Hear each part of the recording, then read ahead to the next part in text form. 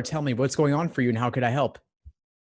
Well, I don't know if you have a solution for anxiety. Sure, we could certainly talk about that. So I'm studying for the LSAT Flex, and I'm. I know I was in your last Q&A, and I did express that I am excited about it, and I do feel that way. I really am looking forward to taking it at home because I do feel that I get test anxiety, and it does play a major role in my scoring. So I am happy about that, but I also am now I'm just a little bit nervous because I know that the questions count more because there's less.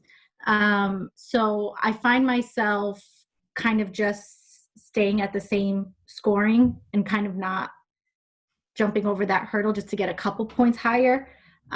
So full disclosure, I'm scoring now like a 151, 152. My initial goal was like a 155, 157. I'm still going to take it, even though I haven't reached that score yet, because I still feel that I can get into the schools of my choice and receive some scholarship money. But I don't know what I can do to just get over that hurdle, I hear what you're saying. Yeah, you're right that each question does matter more on the flex. At the same time, endurance is less of a factor. So with the old 5-section exam, people were often beat by section 4, section 5, and performance could drop a little bit. So that's not going to be a concern for you with the flex with only 3 sections. But as you said, every question matters more. So one thing you could do, and we'll talk tactical and then also more general anxiety, what you could do, but tactical, I would say warm up before you actually start the LSAT Flex that counts. Maybe do a couple of questions right before you load up the LSAT Flex program on ProctorU. So a game, a passage, a few logical reasoning questions, just so that the first questions you're doing on test day aren't the ones that matter.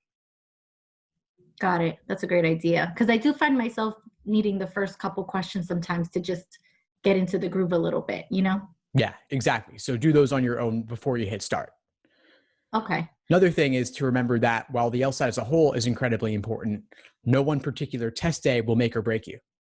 You can retake. Law schools don't average multiple LSAT scores. They only take the highest. And there's an opportunity to take the LSAT nearly every month. Maybe flex, maybe in person. We'll see what happens as time goes on, but there are many, many opportunities. And if you're aiming for May, the May LSAT Flex, you still got at least 3-4 months until applications even open. So you could still apply at the beginning of the cycle, whether you take it in June, July, or August. Right. Okay. I guess I also wanted to talk about reading comprehension. That is that's the section that I struggle with the most. So I find myself really good at games. I usually score 18 out of 23 on that section. And I'm pretty good in logical reasoning, but every section of reading comp, I struggle. And I've had my good days where I'll get like 17 right. But then it's always averaging back down to 13 or 14. And I'm trying to get that number up. And I did a practice exam yesterday and I saw something you posted online to go to the global questions first. That made a difference in one passage, I will say.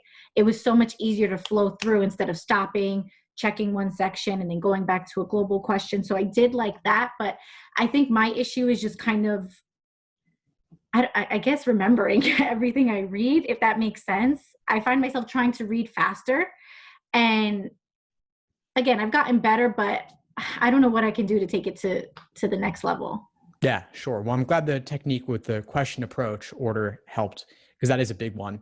Another thing I would talk about is note-taking. What are you doing in terms of note-taking, if at all? Well, I write down each paragraph, like 1, 2, 3, and 4, and then I try to write a little note just so I remember, like if paragraph 2 was explaining what the topic is, paragraph 3 was an example of what they're talking about in paragraph 2, kind of like little notes like that, but nothing crazy because I don't want to take too much time writing stuff down. Good. Yeah, that feels right to me. Minimal is the best approach on that. You said trying to remember everything? Yeah. Yeah. In a matter of like 3-4 minutes. Yeah. Are you taking 3-4 minutes on the initial read? Yeah, just about. Sometimes maybe 5 because I'll go back. Okay. Yeah. I would say maybe try reducing that a little bit. Because if you're taking 4 or 5 minutes, that's giving you significantly less than 1 minute per question. Right. So maybe cap it at 3, maybe 3.5 on a tough one. and then trust that you'll be able to go back to the passage for the details when you need them. Okay. And then I saw that someone had posted under one of your Instagram uh, posts that I didn't even know this, but that you can do Control F and look at, like, find whatever it is that they're talking about in a question. Are we allowed to do that on test day? That's a great question. I saw that comment as well, and I've reached out to ProctorU, and I'm waiting to hear back from them about that, as well as your question on the laptop tablet, Oh, two in thanks. one. Of course, I'm waiting to hear from them on that. I've got an open dialogue with them as I'm trying to figure out all these details, because I get so many questions from I'm students also, sure. and they've Yeah. never administered an LSAT Flex before, so their Q&As don't really cover all the details. Right. Right. Okay. So I guess we could talk about timing for logical reasoning. We could. Um, I actually wanted to make sure, I want to make sure we don't miss your initial question on anxiety. There is something else oh, right. I wanted to bring up on that as well, which was related to mindfulness, meditation, focus training. Have you ever, even prayer, have you ever done anything like that? Oh, yes. I pray constantly, very religious. So I'm always doing that. And that always seems to help me. But then in the middle of the section, I'll be like 12, 13 minutes in and I'm like, like I'm behind on questions. What do I do? And then I start getting nervous. You know, I have to tell myself, like, calm down and just focus and read. But it I'm a very anxious person. It just is what it is. Yeah. Yeah. I hear what you're saying. You've got, at least for LSAT Flex, you've got about a month remaining at this point in time, as we speak, in mid to late April. And I would be thinking about the benefits that you gain from prayer and mindfulness and contemplation in terms of mental clarity and calming the mind. See what you can do to bring that into your, as much of a daily routine as possible, even just a few minutes, Mhm. and maybe put an LSAT spin on it a little bit as well. So just in Right. terms of focusing on the task at hand in the moment, rather, Yeah. if your mind is wandering, the process of bringing it back to whatever your focus or your intention is. Yeah, someone also told me that I should consider drinking tea before the exam. I'm actually a tea drinker anyway. Nice. But I think they said chamomile. I'm not really into chamomile. I like the, like, sweet flavored teas. So I don't know. Do you recommend that? Yeah, chamomile definitely has demonstrated benefits for calming. And so I would try that out, but don't drink a tea you don't like. I think just in general, a hot beverage, assuming it's not insanely caffeinated, could be a good way to calm yourself down. Yeah, I don't even drink caffeine, like, at all. Like, all my teas are decaffeinated. People ask how I operate in the morning. I'm like, I don't know. I think I'm high off of life because I'll drink like a hot chocolate or a tea. Nice. No coffee, no soda, nothing like that. So I think, I guess, the best thing to do would be then during my practice exams, take tea before, so I get used to it, because I don't want to try anything like just the day of. Exactly. So pick your favorite herbal tea and Mhm. drink that consistently every time that you study or every time that you do a practice test. So you'll have that association to bring something else familiar into the actual test day experience. Okay. And I remember I mentioned to you that I did take your 3-month study course, which I loved, because I am the type of person that I like syllabus, I like accountability. I need to know what I have planned for that day, or it's very easy for my day to just go by and I'm like, what happened? So I guess I kind of have two questions on this topic. I wanted to talk about what you think of my map out for my study schedule now throughout the week, and if I should invest in one of your monthly study plans, because we have about 4 weeks till the exam. I don't know if I should do that because LSAT Flex is a little different, or if I should just tell you what I have planned and maybe you can help me on that, whatever you think is best. Yeah, sure. Share whatever you like, and we can talk about the course too. Okay. So Tuesdays and Thursdays I work from home. I just work 2 days a week. So those days I don't usually study those days, because at that point, by the end of the day, I'm drained anyway, and I know my body, and it's just like not a good combination. So that gives me Monday, Thursday, Friday, Saturday, Sunday. So what I started doing was taking Thursdays and Sundays for practice exams.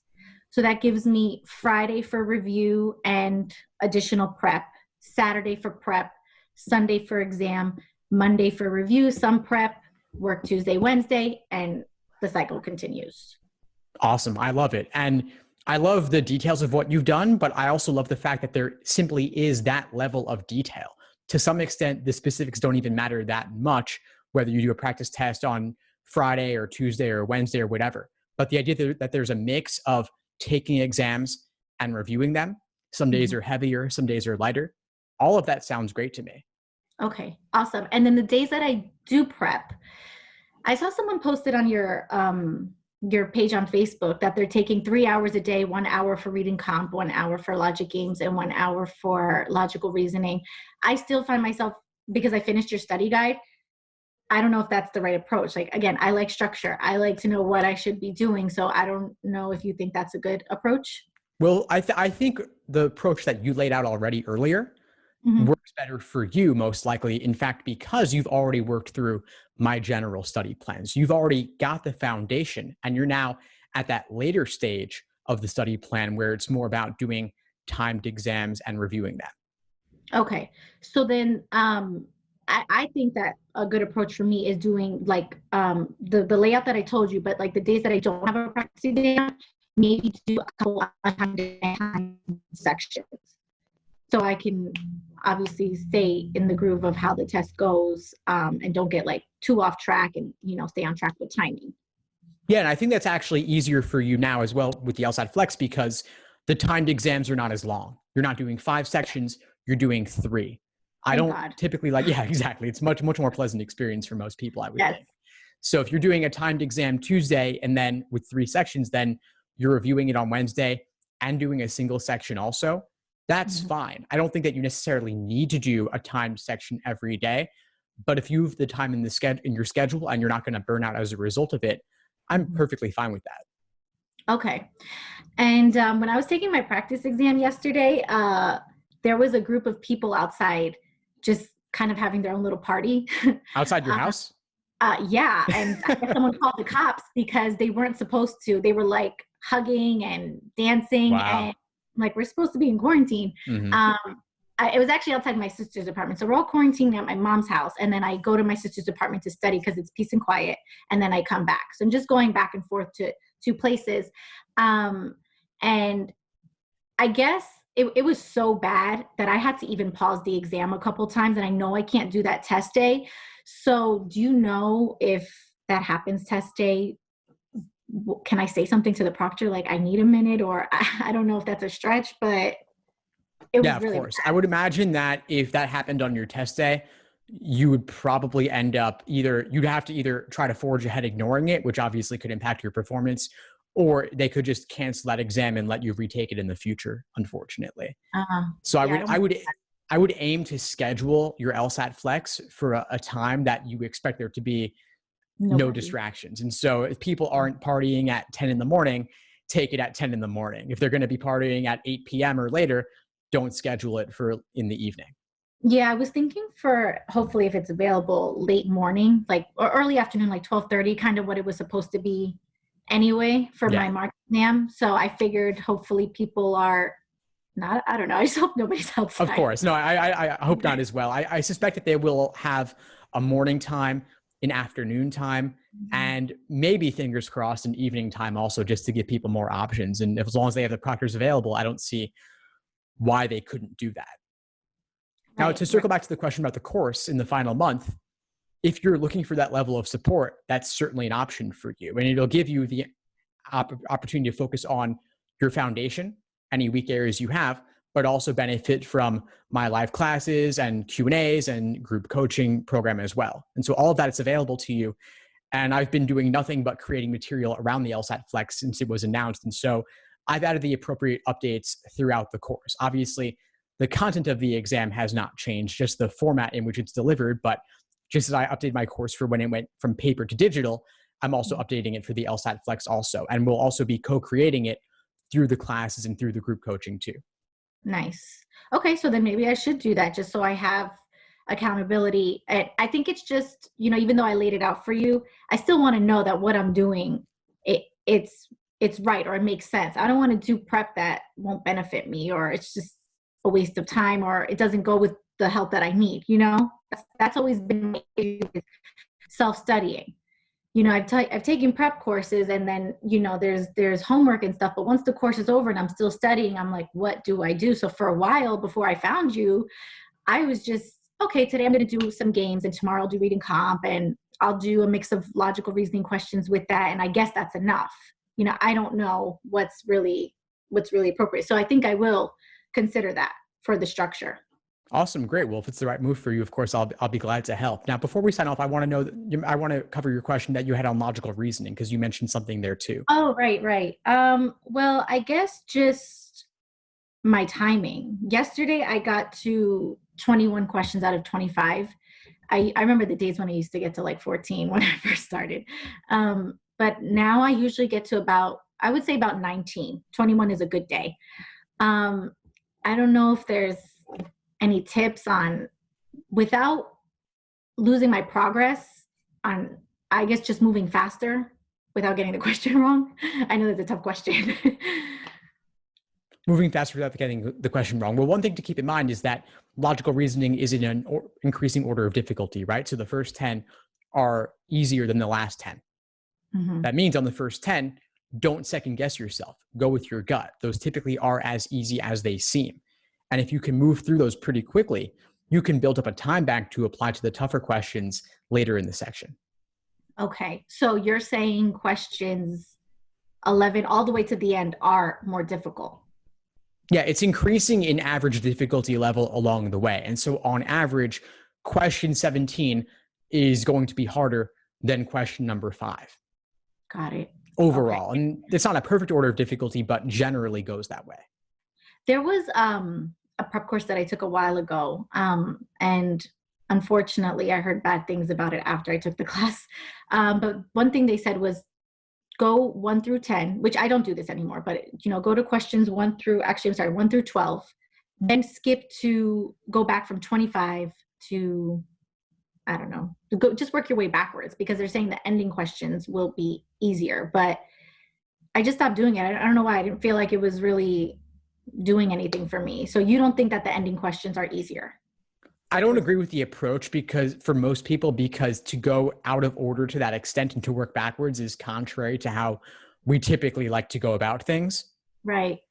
And I don't think the difference is significant enough to warrant that. I can say, just to be fully accurate in what I think, that the last couple are a little bit easier than 15 through 22. So I would say the order of difficulty goes from 1 to 14, then maybe you'd want to do 23 to 26, then back to 15 to 22. But 23 and 24 could also be difficult. And it gets overly convoluted if you start jumping around to that extent. Right. So I just don't think it's worth it for most people. Okay. Yeah, I felt like this was when it was still paper and pen. It was just flipping and then going back and making sure I didn't miss anything and then bubbling the questions. I wasn't crazy about it. Yeah, no, I hear that. One thing you could consider is, as you work through that toughest band of questions, about 15 through 22, feel free to flag 3 or 4, to skip them and come back to them at the end. That way, at least you are skipping over some of the toughest ones, like principal application, lengthy parallel questions, really technical or philosophical questions that are overly wordy that you just don't want to deal with in the moment.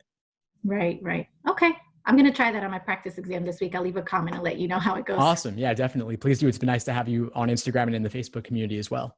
Likewise. Thank you for having me. I really appreciate it. I'm so happy I found your page. Definitely, Laura. Before we sign off, what would you say is the biggest impact you got from our call today? The biggest insight?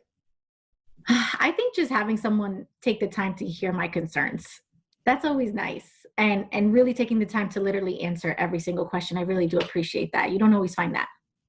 Of course. Well, I'm glad to help. Keep in touch and let me know if you need anything as you move forward. Thank you so much. Stay safe. Thanks for tuning into the show. Please subscribe if you haven't done so already to be notified of new episodes as I release them. And feel free to reach out if you need anything at all as you move forward with your prep. I'm happy to help however I can. In the meantime, I'll wish you all the best and take care.